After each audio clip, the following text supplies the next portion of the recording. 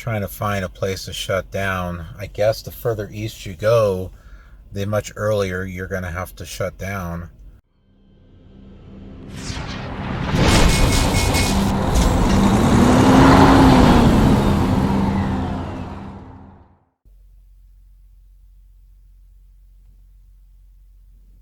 Oh man, it is cold.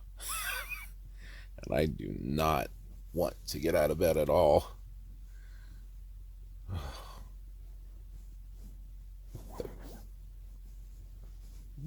Heck? Heck is going? What? Ooh. Ooh. Ooh. Oh. Oh. The truck eventually warms up, but this helps right here, having this little heater thing.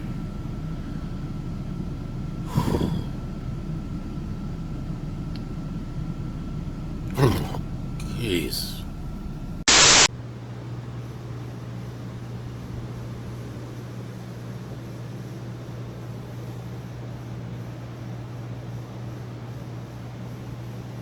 Wow.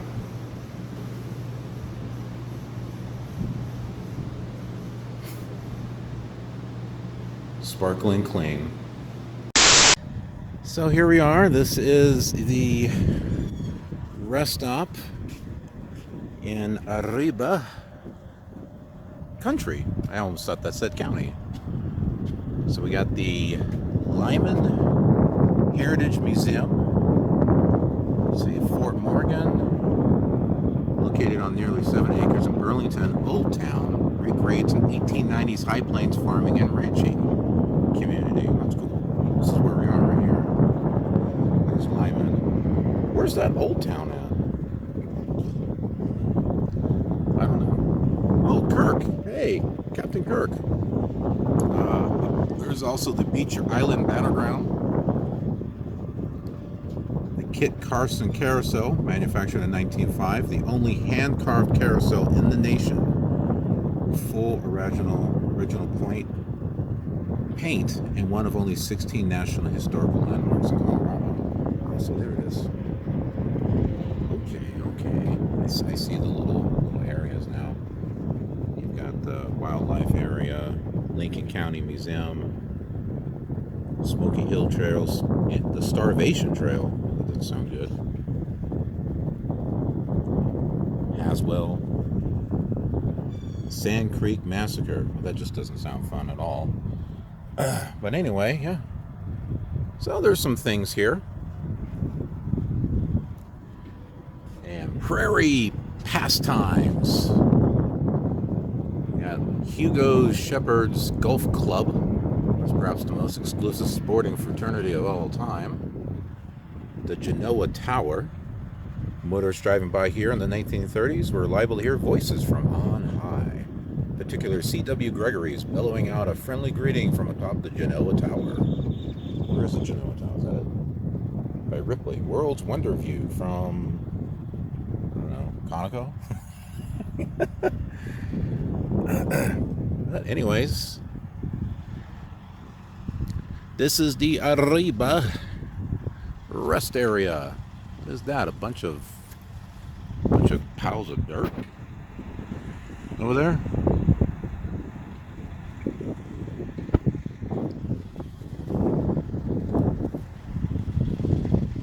Got a few more things on this side. This doesn't look too good. Did someone paint on this? It's pretty crappy if they did. So we got the Frontier, Arriba.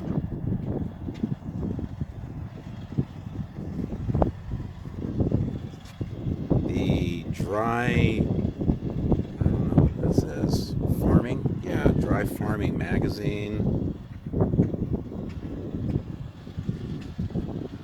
Interesting. And let's see. I think some of Arriba is over there. Arriba. We got a few.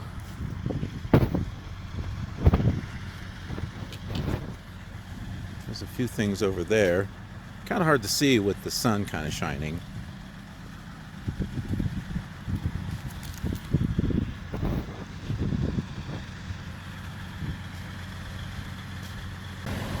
Well, we're going to go ahead and do the pre-trip, and we're going to get on our way.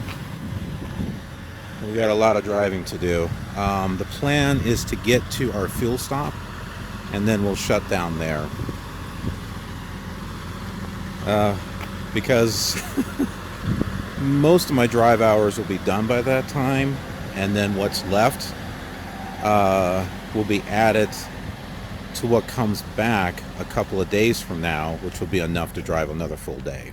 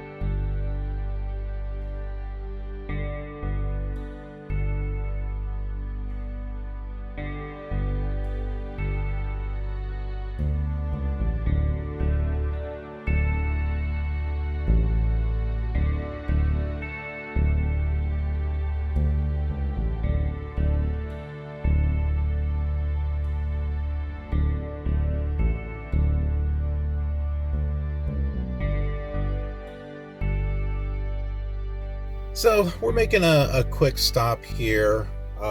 My headset needs to be recharged, so I need to go back and grab the thing for it so I can recharge it. And I've been listening to country music. I like all kinds of music. It's not just country. I like rock and 80s, 90s. Well, shoot, everything from like the 1910s all the way up to some of the latest stuff. Not all the latest stuff, but some of it I do like. And for some of you, you may already know, and you might be able to tell from my voice, that I used to have a radio station. Okay, no, it wasn't professional, but it was KILR Radio. KILR Radio was the first project that I had that used the KILR name, KILR. If you think about radio stations, things on the east start with a W, things on the west start with a K. That's where the KILR came from. And there, it used to start off as Radio 1990. Yes, I was a teenager, and it was inspired from an old TV show with music videos called Radio 1990. Let's not get into it because it's a long story. Later, I changed it to KILR FM Radio 1990. And then later on, I found... on the current road. Shut up! I'm talking! Later on, I found out that there is a real KILR FM. I forget where it's at, but it's a country radio station. So then I changed the name to KILR Radio. And I did some internet DJing for 3 stations that was connected to the Sims Online back when it was actually officially out under EA. It's now out again, but it's under some independents, fans of the series that resurrected it, and it's called Free SO, which I do have a series on this channel. Just watching the vehicles go by. I'm truck spotting. Just like, some of us do plane spotting. It's like, ooh, Cessna. Yeah, I'm just watching some trucks going by. So there was that. And then I also came up with another station called KILR Hits. It was based on just #1 hits through the decades, but they had to be #1 somewhere in the world. So if it was #1 in the States or the UK or whatever the case was, and it didn't matter what chart. It could be the Hot 100. It could be the hip hop chart or the alternative chart or the rock chart. Didn't matter. Had to be a #1 song somehow. And actually it turned out to be a great station. It had a great variety of music. KILR Radio was music from the 1910s to the latest stuff from all sorts of genres. And it had different types of shows within it, such as an 80s show and a 70s show and an 80s show, a heavy metal show, a country show. That was kind of its own thing. And then in between all that, it was just, straight variety. But yeah, so that's a little bit of a history on stuff. And then KILR Games was also another channel. And that was probably the one I liked the most, because what it did is it played music from video games and music inspired by video games, such as Pac-Man Fever. Not a song that was in a game, but it was a song inspired by a game. So that's one that I would love to bring back, along with KILR Games or KILR Radio. And I had it on Live 365, but things got more expensive.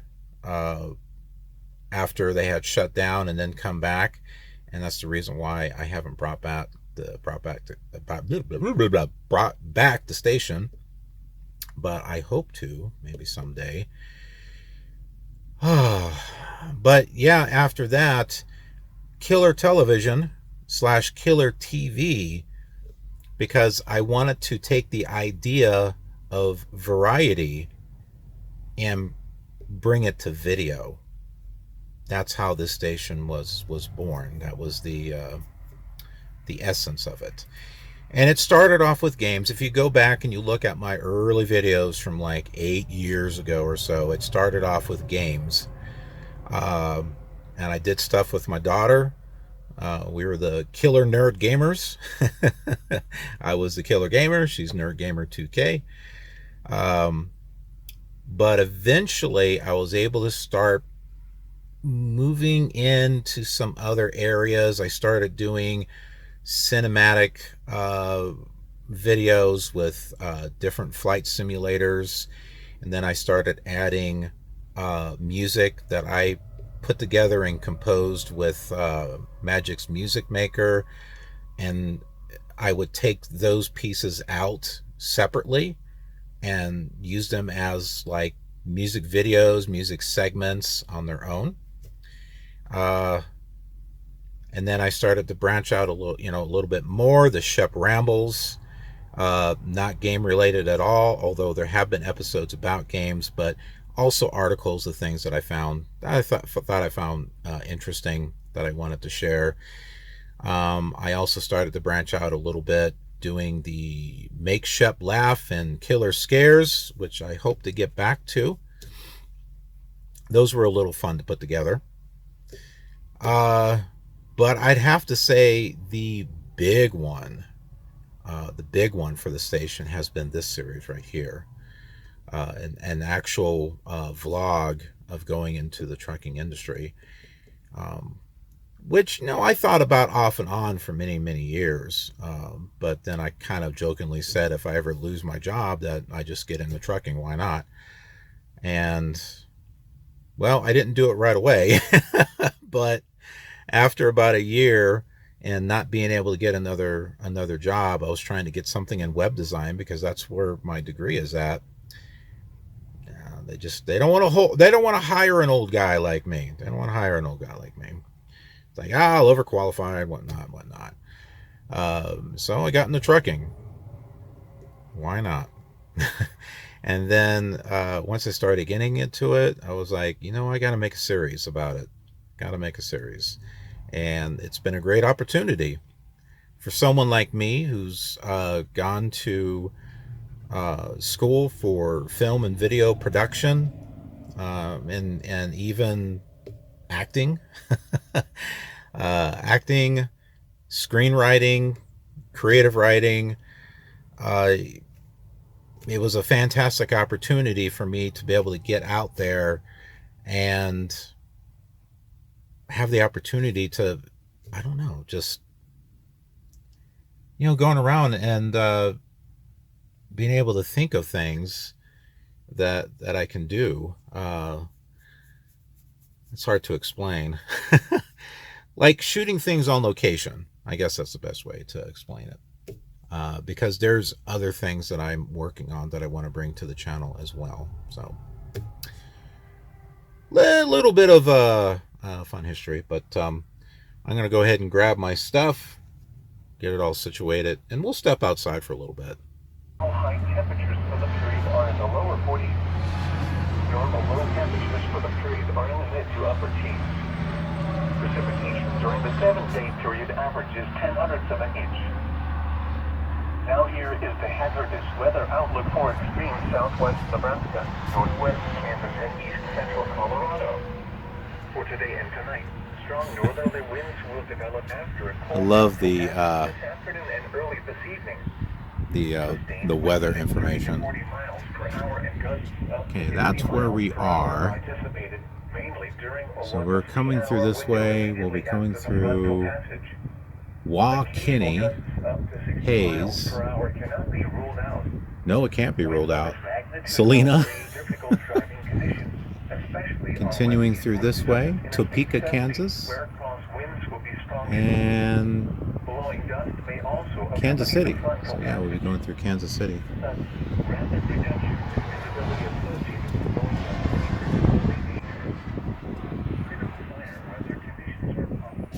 Lots of windmills. A few trees here and there. Not too much. But look at the clouds back there. It wasn't there when we were there in Colorado, but they sure are sneaking up on us. I wonder who that is. But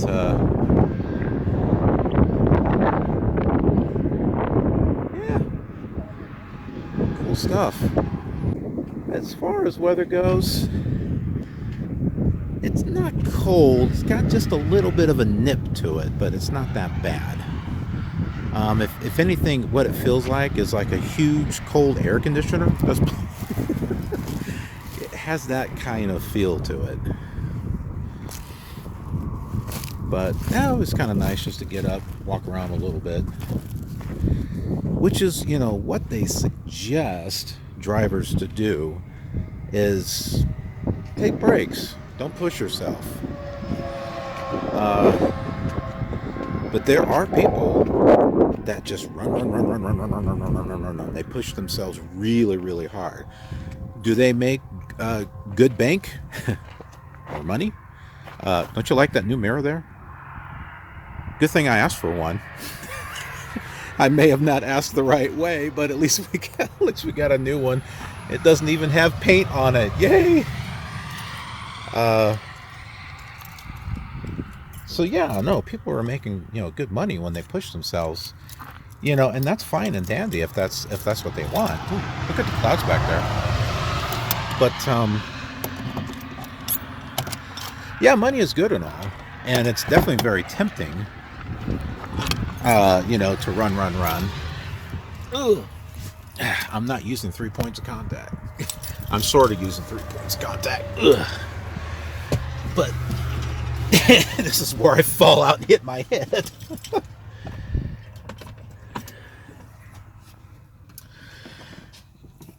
But also, yeah, you can make some good money with this, but I think it's also important to not be greedy. It is so easy, I think, to be greedy in this industry. And greed can lead to bad things. And I just don't mean truck driving, but I just mean in general. But as far as this is concerned, greed could, you know, lead to an accident or something. And I don't want to say anything bad about, you know, people that like to push themselves, like saying, you know, like they're bad drivers that are going to, you know, nothing like that. I'm sure they're good at what they do, but things just happen. Sometimes things happen that are out of your control. But I don't know. Those are just my feelings on it. I'm definitely not afraid to do the work, but I also at the same time believe that you shouldn't push yourself to unsafe limits. And I don't want to take that chance with something like this. Anyhow, we had ourselves a nice little break. Got to walk around a little bit and see some trees because there's not a whole lot around here. For you flight simulator folks, hey, do a flight from Denver to Kansas City. Flight simulator and X-Plane for that matter. Especially those of you who fly X-Plane with orthophotos. See if you can find the I-70 and just follow it along. And you'll be able to see up from the air of what we're seeing down here. Could be a little fun.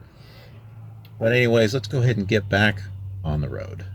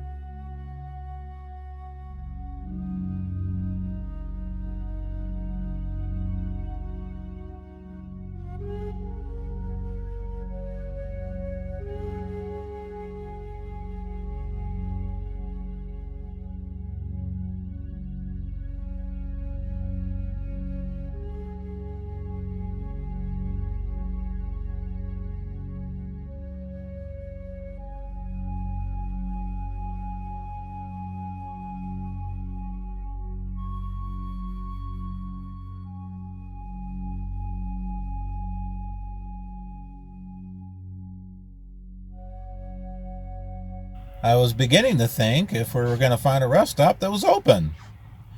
There was a parking area, but not really a rest area. So I figured, oh, let's just go to the actual rest area after that. Nope, it was closed. But this one actually is open, so that's something. That's good. And this is where I'll be taking my 30-minute break. Also, too, by the time we get to our fuel stop at Love's, it's going to be about 7 o'clock because we just lost an hour. We're in Central Standard Time now, or Central Time. You know, you get like Standard, Daylight, blah blah. You know, Central Time basically. So I'm thinking about actually reserving a spot again and just paying for, you know, a couple of nights. So tonight and tomorrow night. And I've been doing some figuring too. So let's say we get there around 7. Since I really don't have the hours tomorrow to really make use of any driving. So if we stop tonight at 7 p.m. and tomorrow, 24 hours, 7 p.m., add another 10 hours to that, and you get 5 in the morning. What's 24 plus 10? 34, which means we'll get all 70 of our hours back. So it seems to me when it comes to strategy, via the Killer Gamer, that seems to be the smartest solution. Because we're still going to be leaving early in the morning and we'll be able to drive all day, as opposed to not doing that and only having maybe 7-8 hours to drive. You know, that 2 hours might make a difference.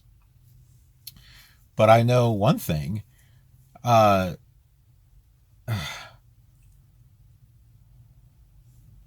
8 hours on the one day, I mean, then you have to stop.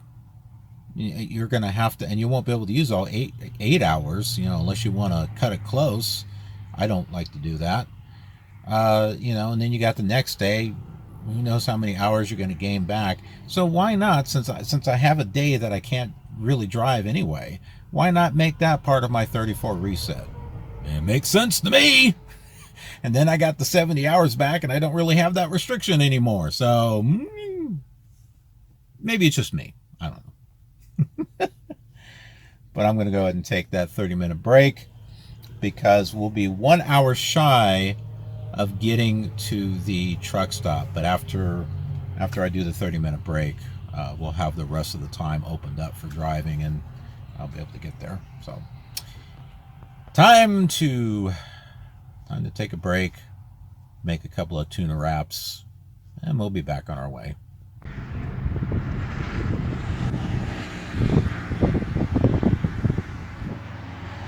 Sure would be kind of nice if there is some green tree. Okay, well, there are some green trees.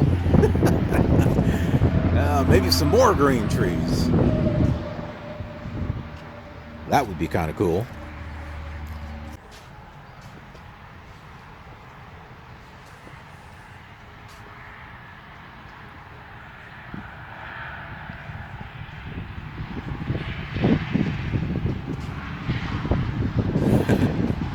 Oh, we got a Swifty Swift driver. Who could it be now?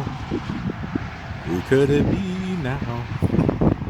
Yeah, you never know about those Swift drivers. Never. Oh boy, look who's coming.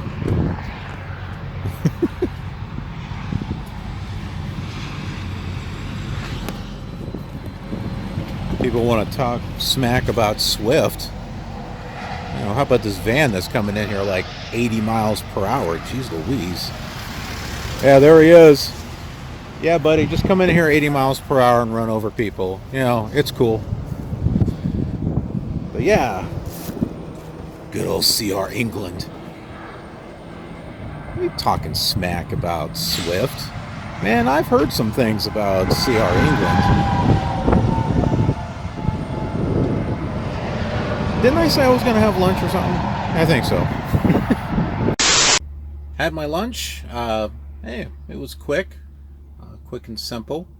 I used my Love's app to see if they had reserved spots. Nope. Not that I could see. So hopefully... I'm not sure. I'm not sure if I want to try to get there at 7 and have to fight to get a parking spot. It's 3:16 now. That's right. We're going to lose another hour, I think, when we cross into Missouri. So we might be stopping at another truck stop just so I can be sure to get a place.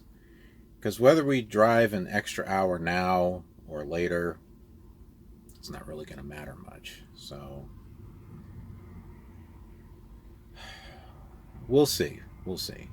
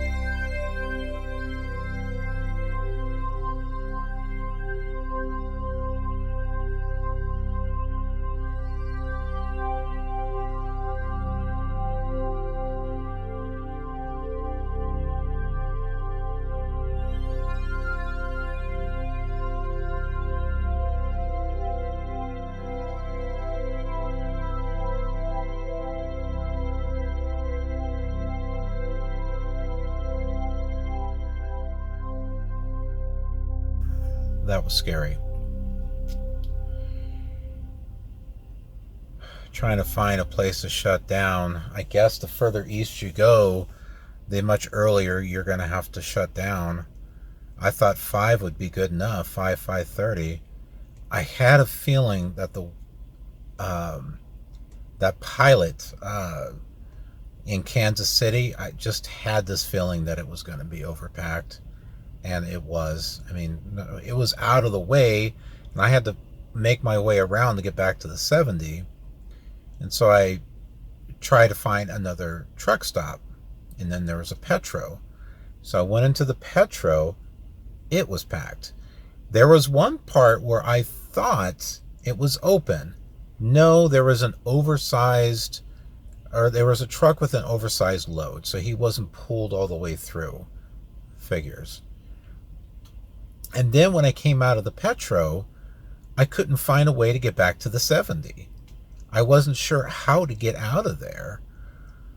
And so you saw me going down the road, down the highway, and the Zonar, the Swift GPS, was wanting me to make a right turn into the neighborhood to go around to go through streets to get turned around. No way. No way was I going to do that. The Garmin, a little bit more trustworthy, was actually wanting me to go left, but through those downtown buildings, through a couple roads to get turned around that way. I didn't like that either. So I just kept going until I got to the US 50. So that was if you want to look on a map just to see where everything is at, that was the Missouri F, like Frank. That was the road that I was on. And I just kept going. Now, if it was the Killer Gamer, I would have done some crazy stuff and gotten the other way. You folks that follow me on American and Euro Truck Simulator, you know already. As the killer trucker, I can't do that. As fun as it might be, I can't do that. So I kept going until I got to the US 50. And then I just kept going east. The Garmin, I gotta tell you, this Garmin has been saving my butt like you wouldn't believe. It's not perfect, and sometimes it doesn't give accurate information, but it does more for me than what this Swift GPS does. That's for sure. So I managed to find another truck stop, which it kind of took me in another direction, and I didn't really get to that truck stop. But the thing that was scary is there is a strong wind, and I could feel it blowing against the truck and the trailer on that dark road. After I got on the US 50 and then I turned on that other one, I think it was Missouri 131 or something like that, or 132, I'm not sure, before I got back to the I-70. Yeah. Oh, of course we saw some Christmas setup too. That was kind of cool. But I think the speed limit was 55, and I was like, no. I was kind of driving 35, 40. People were getting pissed off behind me. I don't know if you saw the one car. No. I'm like, that happened a couple of times. One guy like zoomed way ahead, and then he made like a left turn or something. I mean, folks, this is a scary job. Driving this truck and huge trailer back here, anything could go wrong. I mean, if I was not careful and that wind was stronger, it could have blown this truck right off the road. It happens, especially if you have a light trailer, which we do. We're carrying cans. They're not even filled. They're just cans. yeah, it's a light load. And if there was a strong wind, it would have blown us over. At least if we're going slower, I think we have a better chance of staying on the road, or at least being able to control what's happening. Like if it gets really bad, I can come to a stop a lot easier than if I was going 55 or 60 or whatnot.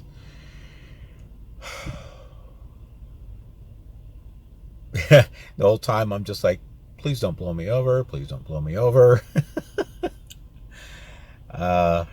Made it back to the 70. I did see a pilot, and I wasn't sure if it was going to have spots. When I was passing by, it looked like it had spots. Figures. We could have stayed there and did our 34 reset. But now it's not going to go as planned. I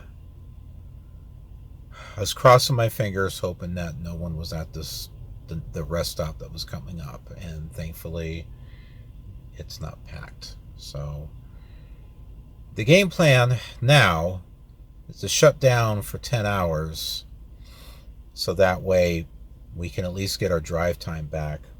But, and I'll show this to you, you will see that I have 3 hours and 33 minutes left on my 70-hour clock. I don't gain any time back tomorrow. Not until the next day. I'll get like 7 hours, so that'll make it 10. Which is not bad. It's a good day of driving. Our fuel stop is roughly it's between 45 minutes and an hour away. Now, if we leave here in the morning and get over there, we can stop for fuel and we can get a parking spot and shut down. And that's pretty much it. We would have to wait until the next day to be able to do anything. So, yeah. That's how it is. And you can see my 11-hour clock. I have 57 minutes left. And you folks know I don't like cutting it close. Now, I know 57 minutes isn't close, but if I keep coming up to one place that's closed and another full or whatever the case, yeah, that time just starts ticking down faster than you think. I know some of you long-term drivers are like, you're just a wuss. I find a spot with only 5 minutes left on my clock. Well, that's nice. Good for you. Must be nice to have 5-10 years of experience. Guess how much experience I have? About 2 weeks being solo. I have to learn everything on my own. And there goes the sonar.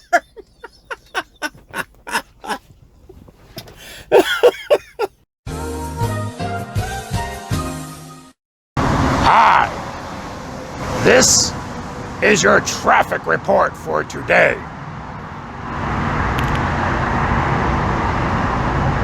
There's traffic. Back to you. Jeez.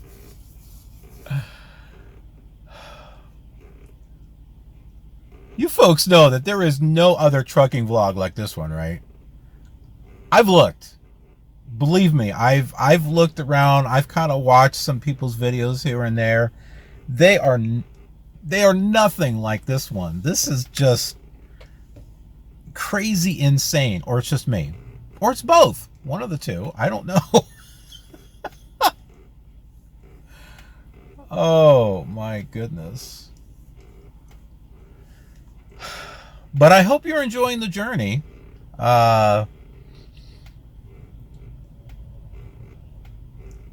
I know when I watch some of these other videos, I don't get a feel of what it's really like to be a trucker when I watch some of these other people's videos and stuff. It's just kind of like they kind of summarize their day, or this is what I do. And here on this channel, it's like you really get a feel of what it's like to be a trucker. You're experiencing what I'm experiencing as it happens. And so that way, if you were to get into the trucking company, you can get kind of an idea of the stuff that could happen, or the situations that you wind up in that you weren't planning for. I wasn't planning on going way out to Timbuktu, on some lonely, dark, spooky, haunted road with, dead trees and stuff off to the side that don't have any leaves, and wind blowing across, and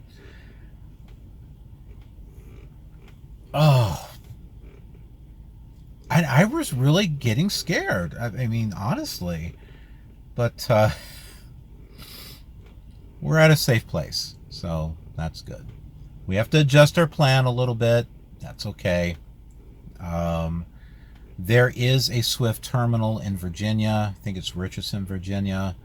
After we make this delivery, we can actually just head over there, and we can do our 34-hour reset there. And there's a chance that a buddy of mine might actually be there at the same time, who was in the academy, in my class in the academy, and was also in Top Gun, but he was in the evening class, and when I was in the morning class. So it'd be kind of cool to meet up with him again. Wow. Okay, I'm going to go cook myself some dinner, and I will catch up with you tomorrow morning. But hey, before I, shut myself down, this is what I'm going to heat up. It's going to go bad soon if I don't use it, and there's a lot of it. And I got some buns. And what's great is this will not only heat up the beef brisket, but it'll toast up the buns too.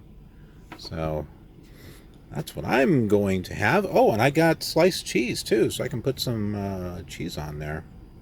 Got it pulled out here, and I'll take this and dump it into this pan here that I've gotten, and put it right here in the toaster oven and get it cooking.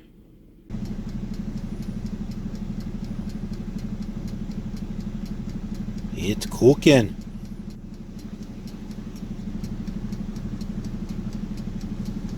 Have to turn on the truck because otherwise the inverter just beeps, because this thing like drains power like crazy.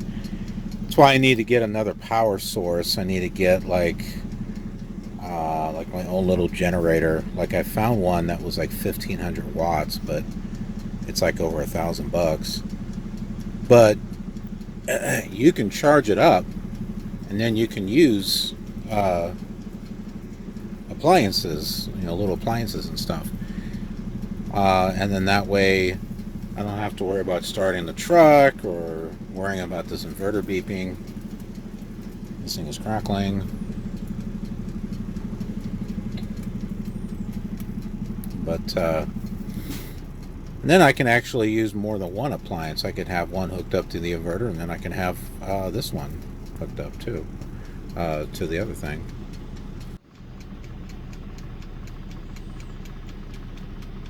Get everything toasted up here. Here is the result. Pull that cheese off there. Look at that. Yeah, I got those all nice and toasted there. And we even got some leftovers. Of course, I know you're thinking about how in the world do you clean that up? Well, I use paper towels, and then I'll use alcohol wipes to help sterilize it and everything, and that's how I get it clean. And then I go ahead and I clean the stuff in here also. See? And there we go. Got it all clean. I just use the paper towels to get, most of the gunk and everything off, and then I'll finish things up with the alcohol wipes, and I cleaned in here and everything. So now just put it away, get it back in its box and everything with all the styrofoam around it, and to protect it, while I'm driving. And then, of course, a nice cold one to wash it all down. Ooh.